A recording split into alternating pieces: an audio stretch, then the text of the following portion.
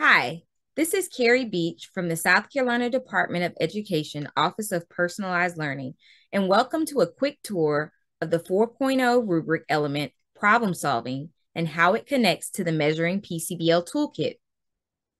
The purpose of this video is to provide a short introduction of how the Measuring PCBL Toolkit outcomes can help you measure growth in the problem solving indicator. If you haven't watched the welcome video in the header of the crosswalk document that explains our overall purpose, we suggest watching that before you continue with this video.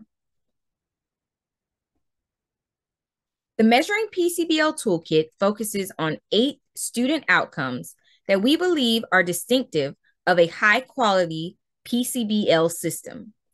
The toolkit was created to help make measuring PCBL impacts as accessible as possible for classroom teachers, school coaches and leaders, and anyone wanting to document the effects of PCBL practices for learners. Let's dive in and learn more about the connections between this 4.0 element and the Measuring PCBL Toolkit outcomes. If you're wanting to measure your impact within the element of problem solving, you could use one of the following student outcomes: self-efficacy or mastery orientation. For this video, we'll be focusing on self-efficacy. We know that when students truly believe in their own ability to learn, improve, and achieve their goals, they are more likely to engage in hard tasks and embrace problem solving. Likewise, when teachers are able to cultivate a culture of care, showing their students that they believe in them, it increases self-efficacy, which supports and sustains student learning. Now, let's look to see how you could use the outcome of self-efficacy to measure impact on the 4.0 element of problem solving. Let's level set. When we say self-efficacy, we are speaking to the belief in one's ability to succeed, which plays a significant role in how a person thinks, acts, and feels about their place in the world. Based on the research of Albert Bandura, a strong sense of self-efficacy correlates to successful goal achievement and resiliency amongst challenges. One of the most effective ways to develop a strong sense of efficacy in students is through mastery experiences. Through the incorporation of effective problem-solving strategies within the classroom, we can help build this in our students, equipping them for challenges both in our classroom and beyond.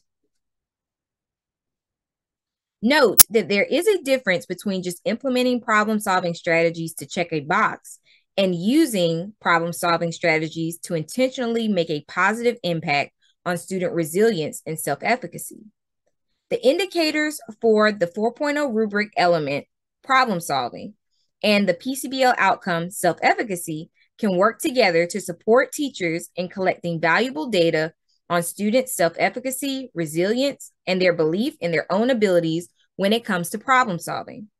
For example, on the 4.0 rubric, teachers are expected to implement activities that teach and reinforce 3 or more problem-solving types, like abstraction, categorization, justifying solutions, improving solutions, and predictions, just to name a few.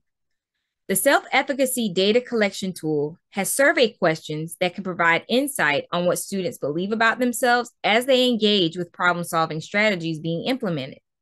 The survey questions can also help capture students' perception of making mistakes and how they navigate when things get hard, which can be helpful for teachers as they provide supports and build classrooms that cultivate risk-taking and persistence.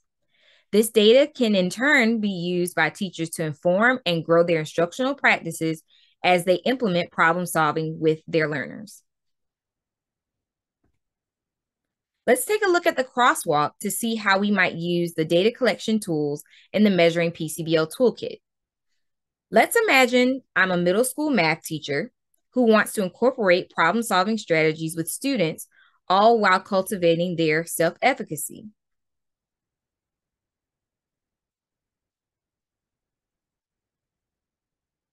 I'm going to click on self-efficacy, which will take me to several prompts and questions that I can use to create a survey for my students to gauge the current status of my students and where my impact is. I notice that each prompt has a code for which grade level is best fit. Since I'm a middle school teacher, I want to make sure that the prompts fit where my learners are. I might pick a prompt that I can use with a Likert scale, like I can persevere and keep going even when something is difficult, or making mistakes is okay. It just means I need to practice more or try again. Or when I don't get something right, I can relearn and practice until I can accomplish it. Then I might pick some open-ended questions like, how do you approach a task that you know will be really challenging for you? Or how do you feel about mistakes and making them? I could also tailor the survey to ask specifically about how students feel in relationship to the problem-solving strategies I'm implementing in order to determine if more scaffolds are needed. After creating the survey, I could give it to one or all of my classes depending on what I'm trying to measure. Once the survey results are in, I could analyze the data by myself, with a coach, or with another colleague to see what I notice and wonder about my students' responses on their level of self-efficacy. Then I could use the data to make some changes to my instruction based on what my students said.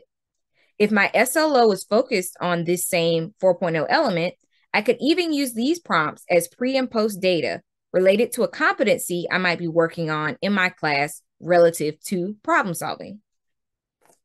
If you're wondering if you can do this with more than one outcome at a time, the answer is yes. You can use each of these tabs as a menu to pull from if it relates to the 4.0 element you're trying to measure. Now, if I'm a school leader or an instructional coach, how can I use the same crosswalk? Well, if your school has identified a few of the 4.0 elements that are your focus for the year, then you could ask everyone to focus on the same one, or you could give them a choice between a few. Then, as a coach or school leader, you could create a school-wide survey using the prompts and questions from the data collection tool that apply to the 4.0 elements that are your focus. Have each teacher give the survey to one class during a given period and then reflect on that whole school data or individual class data when you are all meeting as a team. Teachers could set their own growth goals around the data from their students.